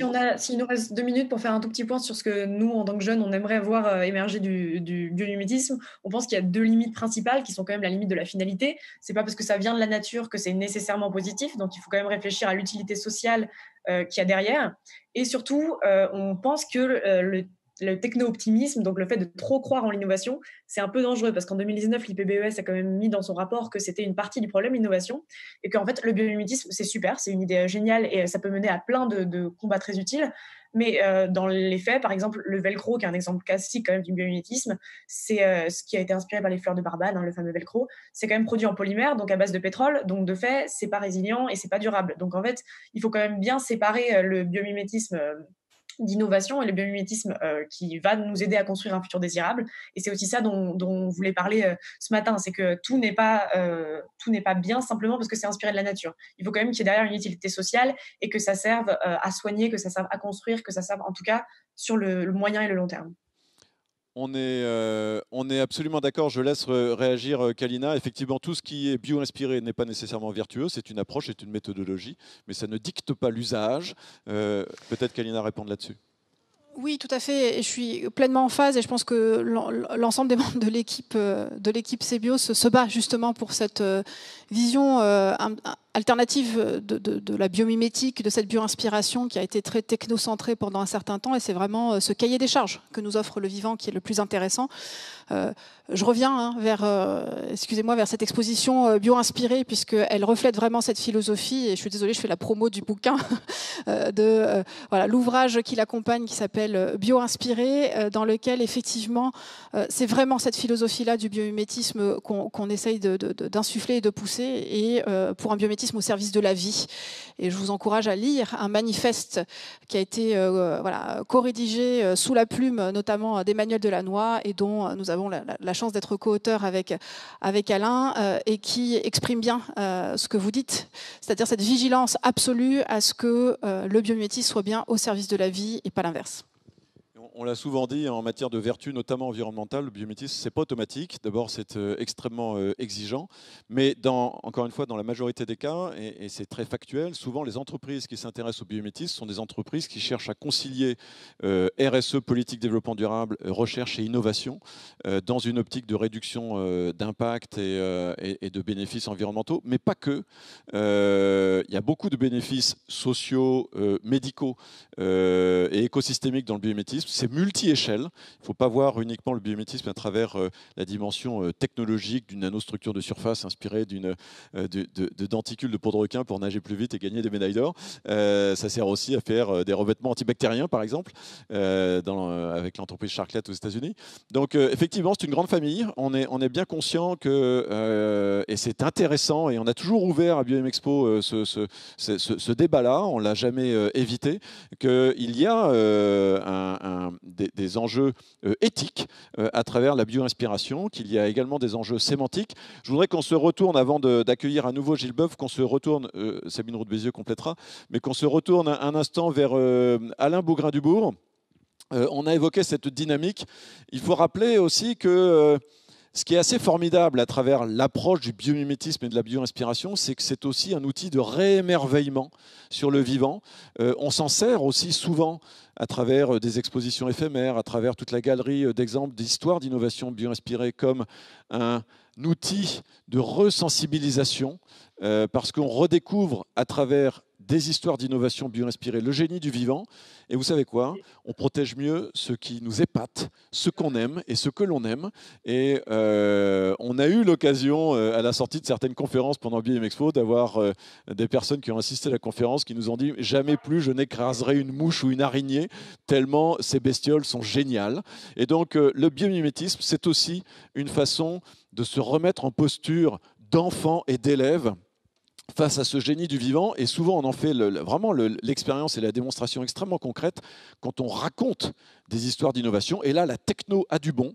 On est bluffé par les capacités du vivant, et on en parlera juste après cette émission avec Tariq Chakchak. C'est aussi une forme d'inspiration multi-échelle, y compris dans la façon d'organiser, par exemple, des territoires et de créer du maillage à l'intérieur d'un territoire, parce que le cahier des charges du vivant, Sabine Roux-de-Bézieux en rappelait quelques règles tout à l'heure, c'est aussi la capacité à créer des interactions et de la biodiversité. Comme le disait Janine Benius, plus on crée les conditions de la vie, plus la vie se diffuse. Donc plus il y a de biodiversité, plus il y a de biodiversité.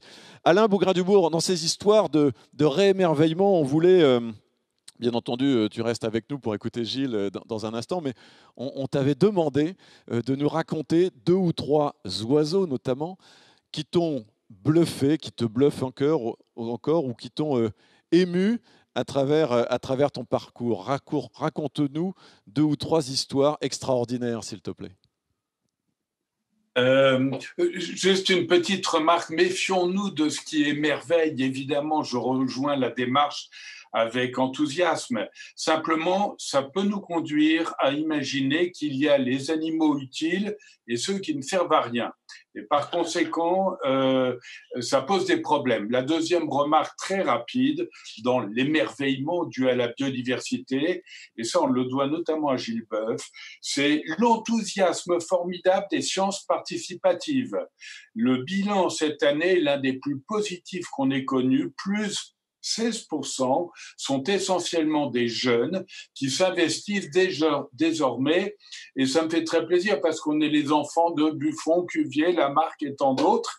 Eh bien, ça y est, il y a une renaissance, une curiosité de nature qui nous va bien. Alors, concernant très rapidement les oiseaux qui me fascinent, le premier d'entre eux, c'est probablement le martinet noir, qui arrive malheureusement bien tardivement, on va dire fin avril, qui part très tôt, retourner en Afrique début août, et qui est un oiseau qui boit en vol, façon canadaire, qui mange en vol. Il a près de 300 espèces d'insectes différentes à son menu, qui fait l'amour en vol et surtout qui dort dans le ciel. Vous l'entendez le soir, à la tombée de la nuit, les chants disparaissent et il s'élève, il peut monter jusqu'à 3000 mètres d'altitude et là, il va dormir, un peu comme un dauphin, qui est un mammifère comme nous et qui dort dans l'eau. Et donc, il va avoir des réactions périodiques pour reprendre de la hauteur et épouser les courants ascendants. Voilà un oiseau qui me fascine. Un autre, très rapidement, c'est le pigeon migrateur américain, l'oiseau qui a été considéré au 19e siècle comme probablement le plus développé, le plus important en population sur la planète. Des milliers, des millions, peut-être des milliards d'oiseaux. Quand les vols arrivaient aux États-Unis, on raconte qu'ils obscurcissaient le ciel, on tombait dans l'obscurité, il y avait 3 cm de fientes qui tombaient comme ça. Et cet oiseau, eh bien, le dernier représentant de l'espèce est mort en 1914 aux eaux de Cincinnati. Et quelques années avant, il y avait encore des milliers de pigeons migrateurs américains. On croyait naïvement qu'il suffisait d'un mâle et d'une femelle, comme dans l'Arche de Noé, pour régénérer l'espèce. En vérité, les pigeons migrateurs qui sont grégaires ont considéré qu'ils n'avaient plus assez de sécurité pour se reproduire et ils ont cessé de se reproduire. Et puis peut-être le dernier oiseau, très rapidement, c'est tout simplement l'oiseau le plus nombreux actuellement sur la planète. Vous savez de qui je parle? Je parle de la poule. Voilà. Aujourd'hui, 71% des oiseaux qui vivent sur le globe sont des volailles. Et ces volailles vivent dans des conditions d'enfer pour la plupart d'entre elles. Donc, je plaide pour qu'on en finisse avec le broyage des poussins, pour qu'on en finisse avec la maltraitance dans ces élevages industriels surréalistes. Et là, autant sur la biodiversité, le citoyen a peu de pouvoir, je trouve, ou pas assez, autant sur nos rapports aux vivants, et notamment au bien-être animal, on peut faire des choix commerciaux qui nous amènent à accepter ou refuser tel ou tel traitement réservé à ces oiseaux. Voilà, j'ai plombé l'ambiance. Non. J'en suis désolé. Bon. Non, trois magnifiques exemples, absolument parfaits, effectivement, pour à la fois s'émerveiller, se bluffer. Waouh, les oiseaux migrateurs, les pigeons migrateurs américains qui cessent de se reproduire parce qu'ils estiment que l'environnement n'est plus favorable à leur avenir. Quand on pense, je n'ai pas les derniers chiffres de natalité, etc., mais c'est quand même un phénomène, pour l'instant, marginal, mais qui existe aussi de temps en temps. On en entend parler auprès des jeunes couples. Ça fait un peu froid dans le dos, j'avoue. J'ai quelques frissons, mais c'est extrêmement intéressant. Et évidemment, la maltraitance animale. Merci de rappeler ces enjeux-là.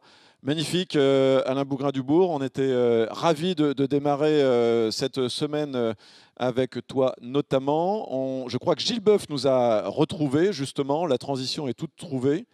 Je veux bien qu'on reprenne Gilles Boeuf en ligne.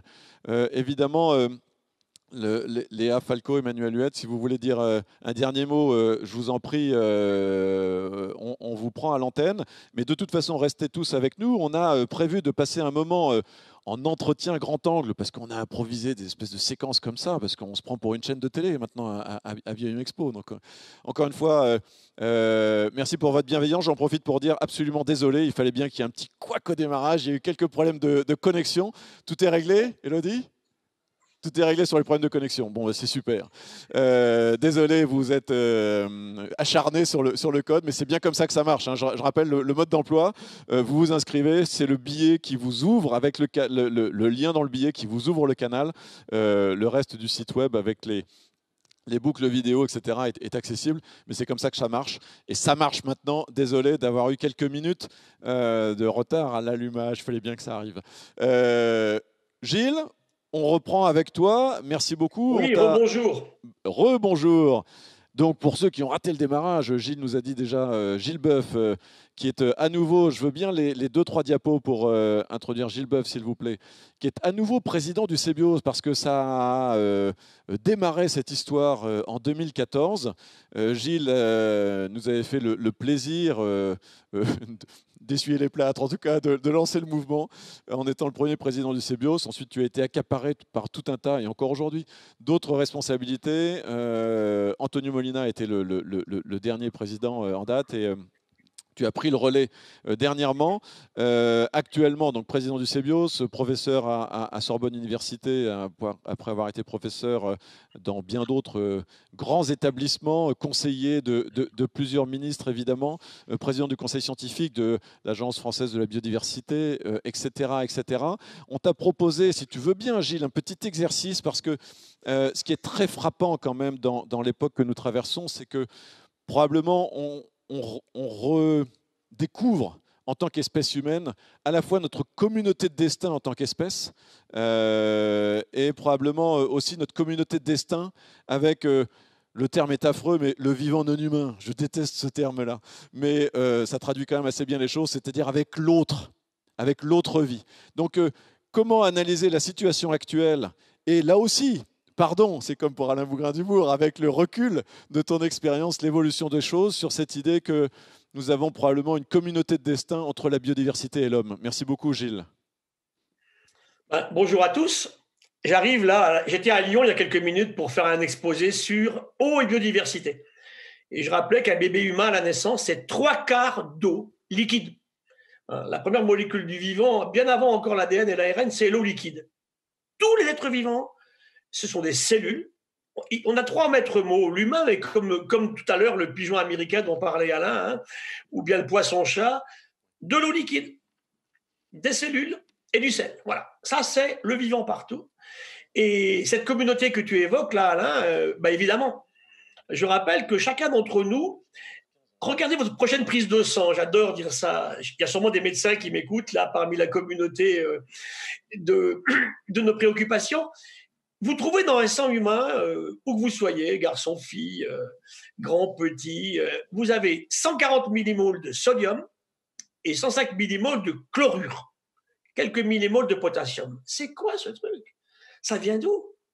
C'est l'océan.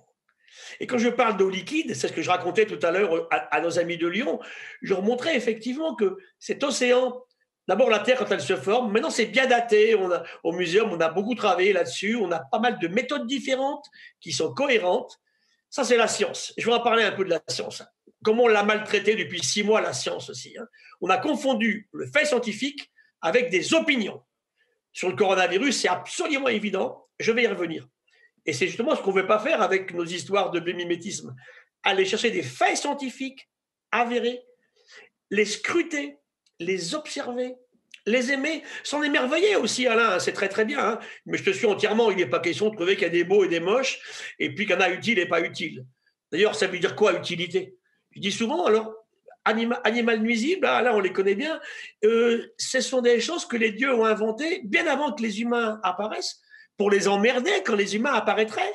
C'est du délire. J'ai beaucoup aimé ta diatribe tout à l'heure, Alain, aussi sur les volailles domestiques. 23 milliards de poulets sur la Terre. 23 milliards.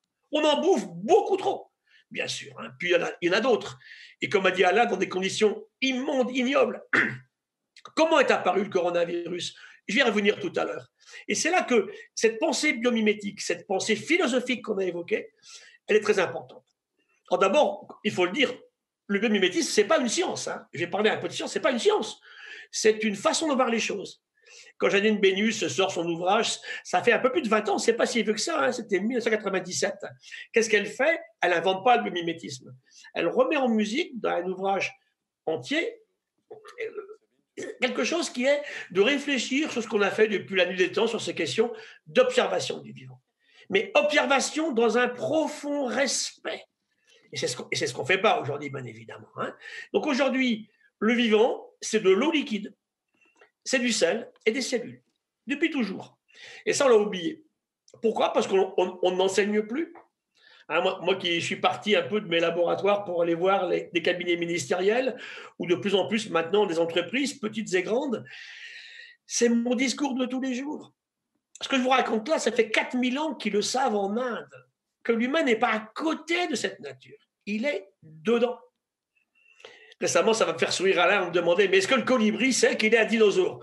Je ne suis pas sûr qu'il le sache. En tout cas, tous les jours, l'histoire de nos oiseaux qu'on aime tant, on la met en évidence, bien évidemment. Il y a encore un merveilleux livre qui sort là sur les dinosaures à plumes de Chine qu'on a trouvé récemment.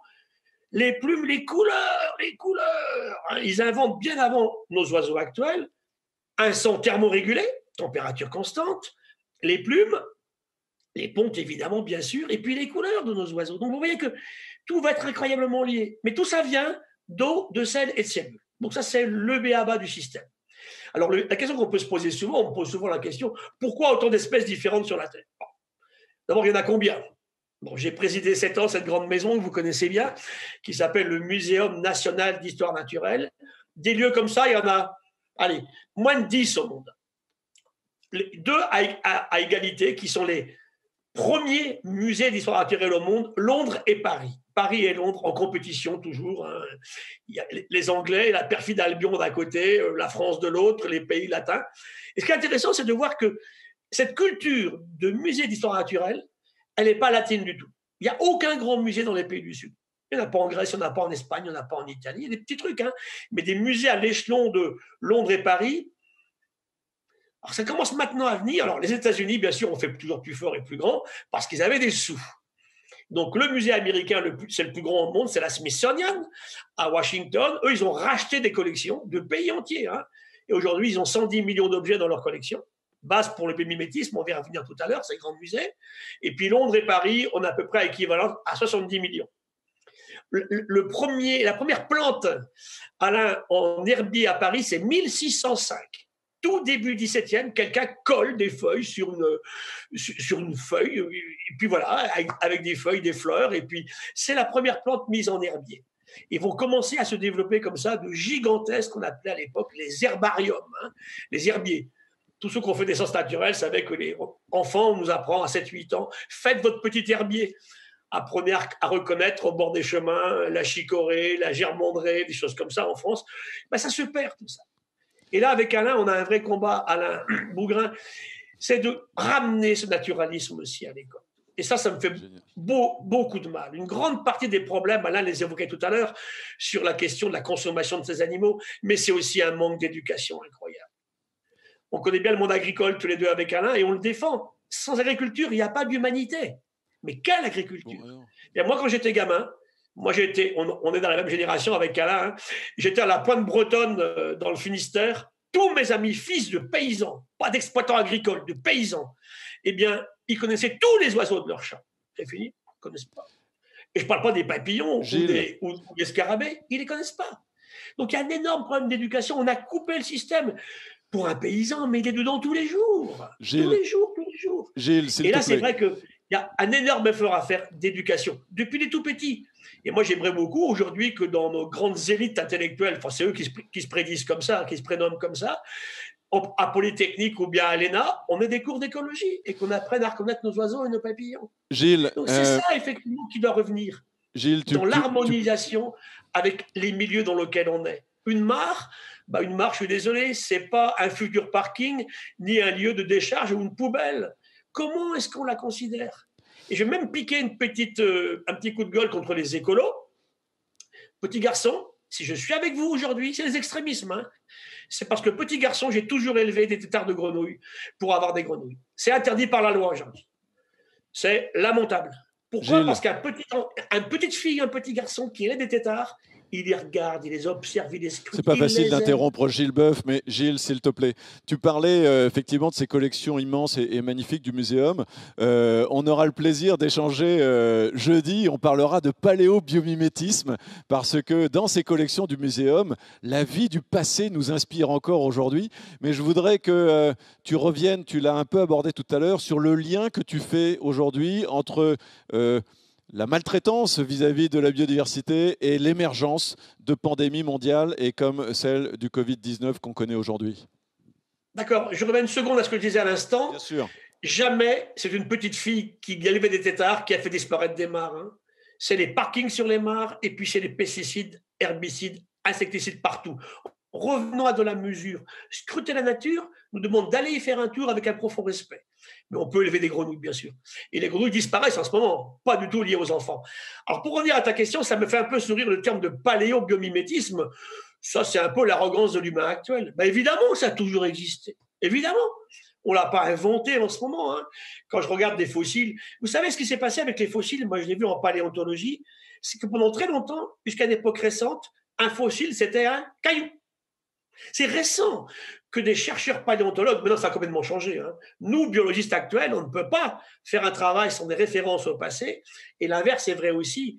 Un fossile, c'est un être vivant qui a vécu. Il nous restitue un paléo-environnement, une paléo-histoire, bien évidemment. Et maintenant, on rêve avec les moyens actuels, on a même les couleurs des dinosaures, on a les structures du crâne. Hein.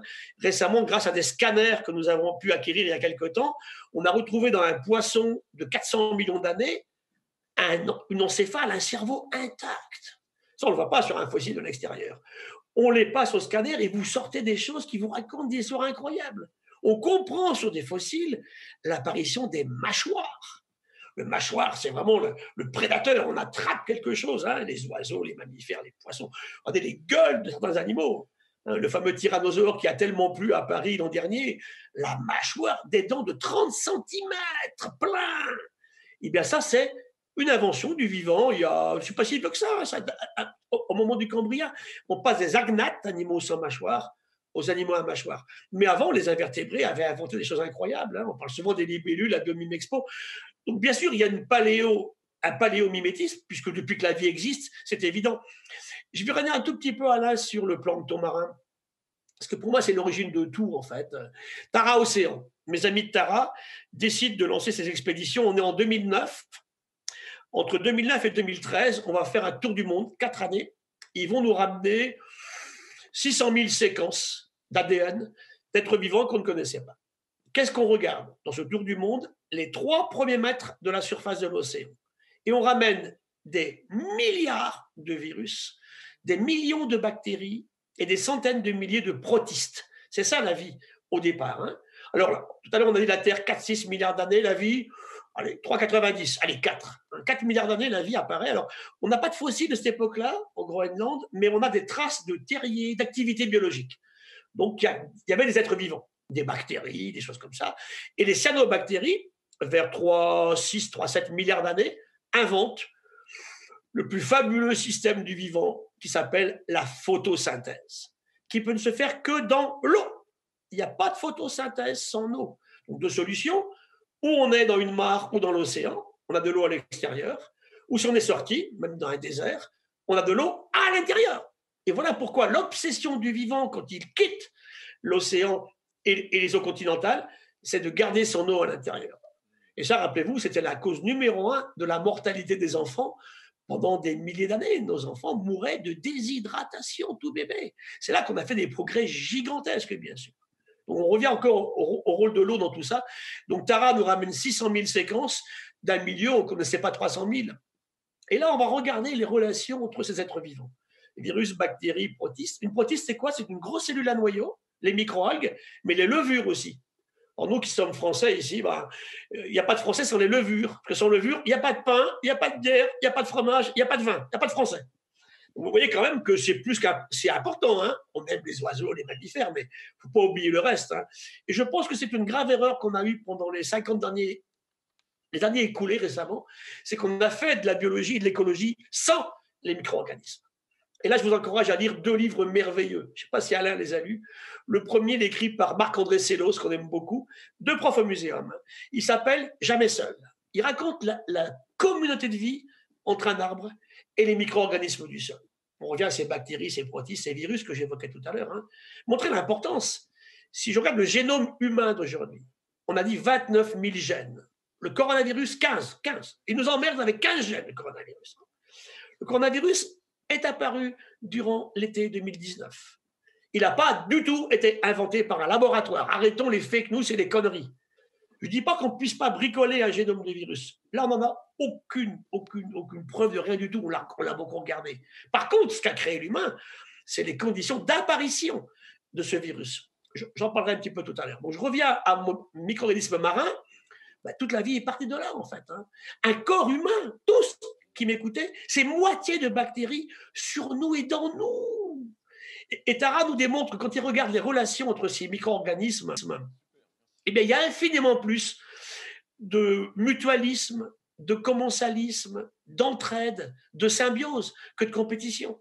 C'est pour ça que le darwinisme social, c'est une connerie. D'abord, Darwin n'aurait jamais dit ça, il n'aurait jamais dit ça. Et c'est l'interprétation merdique de l'humain actuel, le darwinisme social. Si vous coopérez, il y a infiniment plus de survie, d'harmonie, de bien-être, et on évite les différences sociales. Plus vous allez vers la compétition, et plus on arrive à ce qui se passe aujourd'hui. C'est tellement évident. Vous voyez que même le petit plancton nous le démontre, et le vivant est très fort pour faire ça. On est tous faits d'union. L'union fait la force. Absolument, la coopération. Alors j'en profite, on a le bonheur de recevoir Marc-André Sellos tout à l'heure pour parler d'agriculture, et donc je montre son livre, effectivement, Jamais seul. Parfait. Jamais seul, très important, ces microbes qui construisent les plantes, les animaux et les civilisations. Tu as tellement raison, Gilles. On a tellement eu le tort de penser que nous pouvions vivre seuls au monde. Toutes ces interactions sont évidemment essentielles à la vie. D'ailleurs, est-ce que ce ne sont pas des histoires d'interaction et d'interface entre les animaux et les hommes qui génèrent ces pandémies, et notamment la dernière pandémie du Covid-19? Est-ce que ce n'est pas un retour de boomerang finalement sur la civilisation humaine? Alors, je parlais de 2 livres. Marc-André Sellos, le premier, Jamais seul, et le second, c'est Éric Batteste, qui est aussi professeur au muséum, et son livre s'appelle Tous entrelacés. Et il montre comment un bébé humain... Non, je ne l'ai pas, je suis désolé. Je ne l'ai pas, et que des maladies aussi graves actuellement que l'obésité, le diabète de type 2, l'hypertension artérielle, et récemment un très beau papier cette semaine, on s'en doutait, mais là maintenant il est clair, ce papier dans Nature, Alzheimer est bien lié à un désordre de relation avec nos bactéries intestinales. Donc, Alain, tu as tout à fait raison. On est tellement tous entrelacés, comme le disent nos 2 amis qu'on évoquait tout à l'heure. Donc, simplement, ce qu'il faut dire aujourd'hui, c'est quel irrespect de tout ça. Ce n'est pas que les animaux. Je vais revenir à la Covid. C'est quoi ce truc? Un virus. Un virus, c'est quoi un parasite? Un parasite, en plus, les virus sont un peu emmerdés. L'évolution les a maltraités, mais ils sont là depuis toujours. Ils ne peuvent pas se développer par eux-mêmes. Ils n'ont pas un système génétique, moléculaire de reproduction par eux-mêmes. Donc, c'est des coucous, il faut en piquer ailleurs. Donc, première option d'un virus, aller contaminer une cellule. Bon, il rentre dedans, il a trouvé des choses fantastiques. C'est vraiment un château fort, une cellule, pour un virus. Eh bien, il tourne les défenses de la cellule. Et souvent, c'est spécifique. Le virus qui attaque, Alain le sait bien, un canard n'attaque pas l'humain, ou vice-versa. Eh bien, il rentre dans la cellule, là, il s'installe, et il va utiliser la machinerie moléculaire de reproduction de la cellule pour faire ses propres rejetons, les siens. Et les virions, les petits virions qui sont nés, explosent la cellule. Alors, c'est toujours très subtil pour un virus, trouver à tourner les barrières de l'hôte, s'y installer et pas la tuer. Parce que si je tue mon hôte, pour un parasite, c'est quand même pas terrible. Donc, il faut trouver un compromis en permanence. C'est ce qui s'est passé là. Ces virus, et là je vais être très formel, le coronavirus 19 est un virus de chauve-souris. On la connaît bien au muséum. Elle s'appelle Rhinolophus affinis.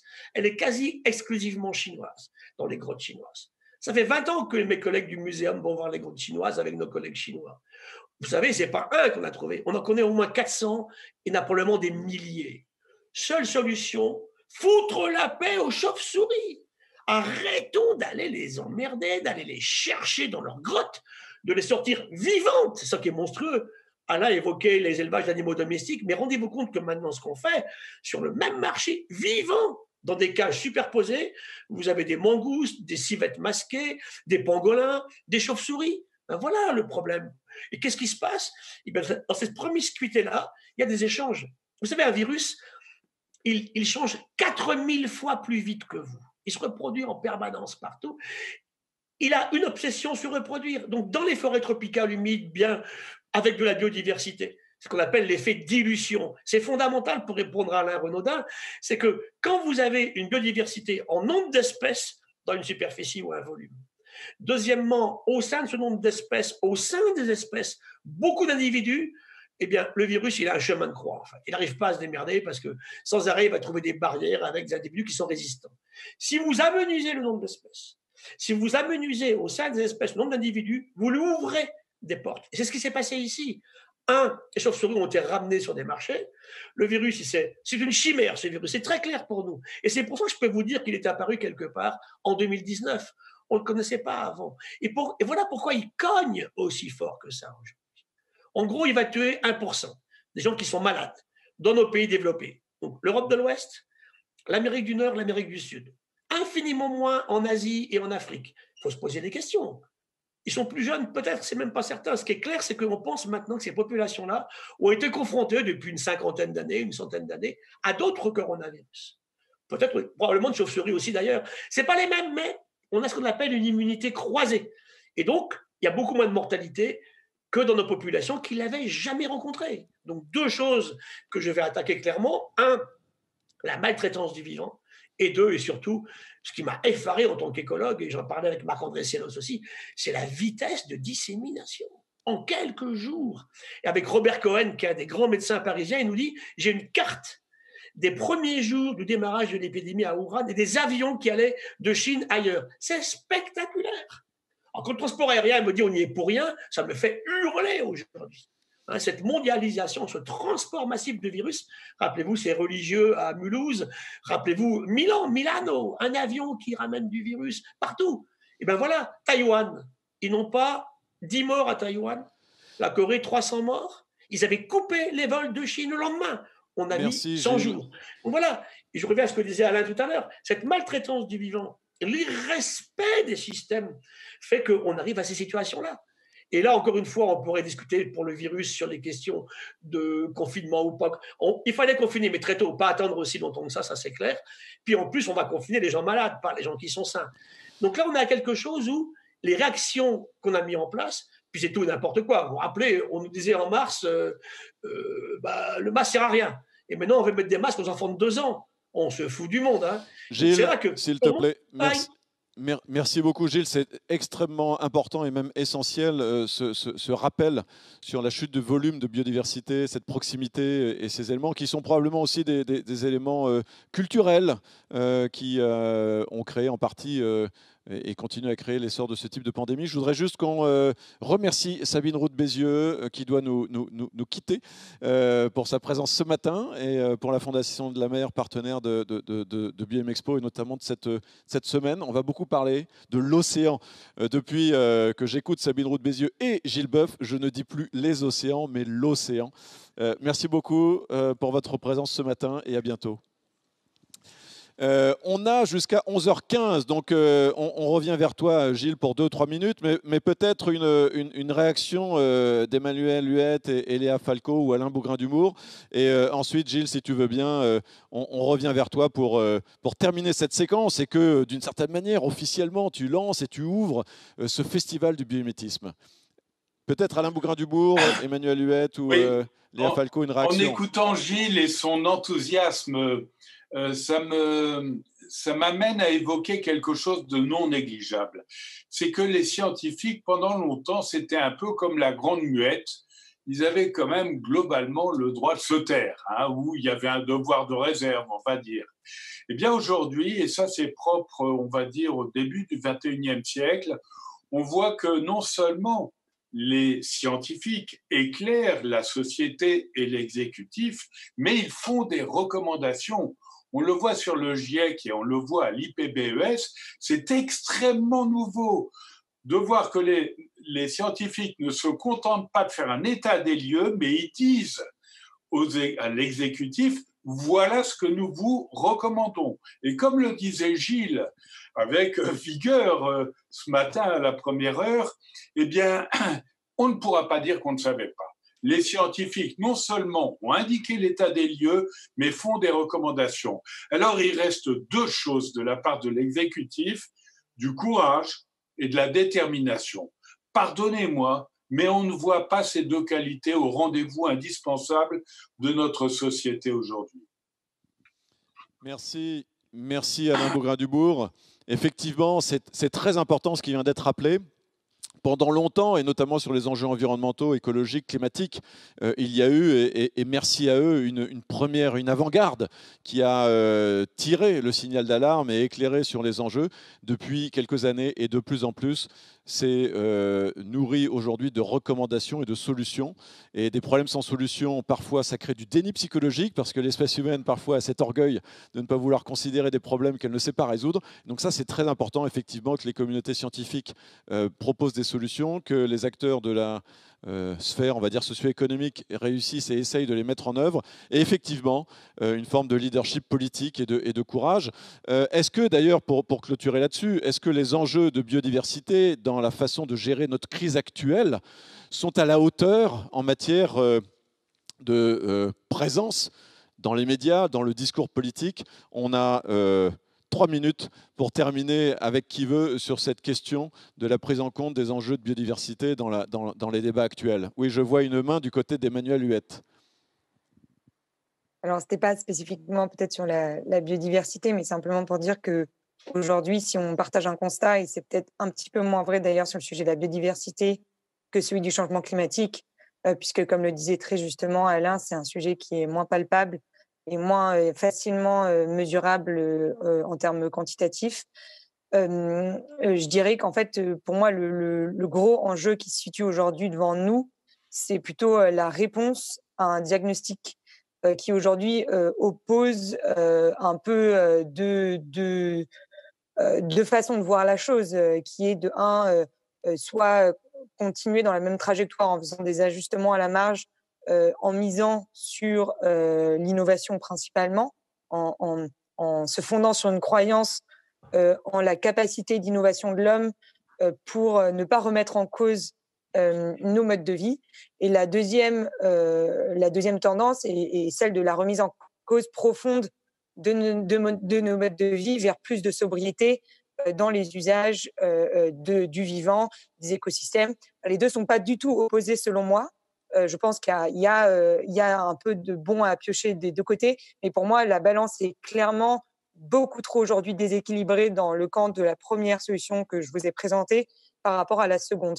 Et c'est pour moi, c'est pour nous, à Point Écologique, des grosses difficultés auxquelles on fait face lorsqu'on rencontre des entreprises et lorsque l'on rencontre des acteurs qui sont convaincus du diagnostic, mais qui pêchent sur la manière de s'y prendre. Merci Emmanuel. Je ne sais pas, Cilia, tu voulais rajouter quelque chose On a plus beaucoup de temps, on va juste laisser, si vous voulez bien, 2 minutes. C'est important, effectivement, ces mobilisations, ça a été évoqué tout à l'heure. N'oubliez pas et n'oublions pas les mobilisations internes, parce que on doit aussi avoir une fierté d'appartenance vis-à-vis de l'entreprise dans laquelle on travaille. C'est un moteur extrêmement puissant. Et nous-mêmes, finalement, si on extrapole cette idée-là, nous devons développer une forme de fierté d'appartenance à l'humanité vis-à-vis de nos contemporains de l'autre biodiversité. Et donc, essayons de développer cette fierté d'appartenance collective. Gilles, si tu veux bien, en 2 minutes chrono, je sais que c'est un exercice douloureux pour toi, clôturer cette magnifique séquence. On était ravis, encore une fois, merci pour votre participation à cette séquence d'ouverture. Et Gilles, on te laisse terminer et on rejoint à 11h30 Tariq pour parler de stratégie territoriale. Oui, je veux dire 2 choses. D'abord, le biomimétisme, on va en parler toute la semaine, là, je ne vais pas le redéfinir, vous aurez plein de gens qui vont en parler, Tariq en parle très bien tout à l'heure, Kalina aussi évidemment. Et une des solutions que j'ai jugé essentielle dans ce que racontait Emmanuel à l'instant, consumérisme à détruire, et puis vraiment la sobriété, c'est très important. Sans revenir à des histoires antérieures. Hein. Comment garder 8 milliards d'humains? Je vais dire une chose solennelle quelques secondes, hein, pour tous ici. Comment vivre en harmonie dans un milieu, à l'île de Ré, où tu veux, avec nos enfants, nos petits-enfants, nos familles, nos amis, c'est important, en créant de l'emploi, sans détruire l'endroit dans lequel on habite, ou sans détruire l'habitat d'autres, où on va leur piquer leurs ressources. Ça, c'est absolument essentiel. Et c'est là que le vivant est absolument fantastique, parce que ce vivant, en fait, il innove tous les jours depuis la nuit des temps. Le vivant innove pour tous, y compris pour les gilets jaunes, ce que nous, on ne fait toujours pas dans nos civilisations. Ce vivant, en fait, il fait tout avec une grande parcimonie d'énergie. Vous savez très bien, je raconte souvent l'histoire de ma libellule qui vole à 90 km/h avec 2 watts et qui encaisse 30 G en accélération. Nom d'un chien, allons voir comment elle fait, au lieu d'aller mettre des pesticides dans les mares, quoi. C'est absolument incroyable, c'est une bêtise inouïe. Le vivant, en plus, le vivant produit des poisons terribles. Quand on me dit, tiens, bouffez de la manite phalloïde ou bien un venin de cône, vous voyez le résultat. Mais il sait les dégrader. Nous, on a inventé 50 000 molécules depuis 70 ans par la chimie de synthèse que l'humain ne sait pas dégrader. Le mec qui a inventé la chlordécone devait être en tôle, en fait. On sait bien qu'une molécule comme ça ne sera jamais dégradée. En plus, encore moins utilisée. Et puis aussi, le vivant, ensuite, il a toujours pour ses déchets des acheteurs. Donc voilà, la conclusion, elle est là.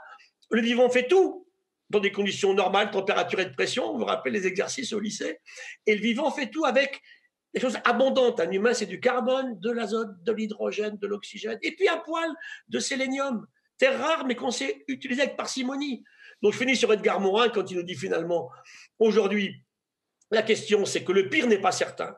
Et moi, j'en veux à tous les catastrophistes, les collapsologues divers qui sont en train de nous plomber ce que nos jeunes pensent aujourd'hui. Ça m'énerve quand même beaucoup. Le pire n'est pas certain. Edgar nous dit, le probable est préoccupant, c'est vrai. Encore une fois, ne soyons pas plombés par l'éco-anxiété. Soyons intranquilles. Ça, c'est très important qu'on fasse attention. Et puis, aujourd'hui, ce probable, si on ne s'en occupe pas de la situation actuelle, il va se produire. Mais il y a eu plein de cas dans l'histoire des humains où le probable ne s'est pas produit. Donc voilà, l'espoir, il est là, en donné. Et ça, c'est très important à partager. Donc arrêtez cette économie débile et suicidaire qui consiste à gagner de l'argent en détruisant la nature ou la surexploitant. Merci beaucoup, Gilles. Le pire n'est pas certain. La vie nous dessine un chemin.